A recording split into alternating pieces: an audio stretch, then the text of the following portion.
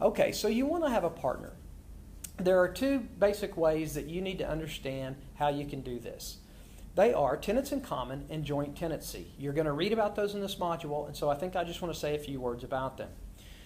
Tenants in common is basically when two or more people have an undivided interest in a piece of property. The difference, the fundamental difference in tenants in common and joint tenancy is something we call right of survivorship. Right of survivorship is sometimes called a poor man's will, because right of survivorship has to do with what happens to the land when one of the partners passes away, the rights to that land. So here's the difference. In a tenants in common, you have no right of survivorship. So what happens with the tenants in common is if one of the partners passes away, the heirs now become a partner with the other members of that entity. Okay? So joint tenancy, on the other hand, has right of survivorship.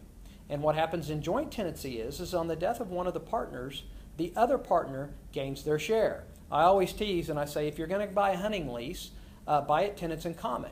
Don't buy it joint tenancy and then go hunting with your partner. Because if you're killed, then he gets 100% of that land.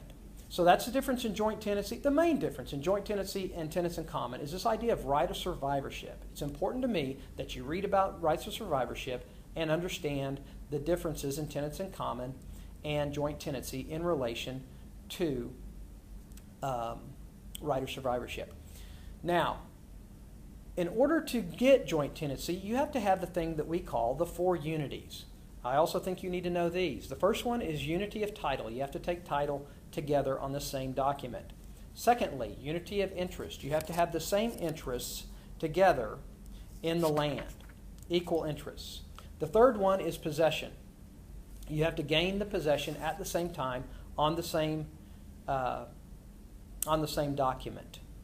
Okay, so we have unity of time, which means that their ownership of interest is at the same time.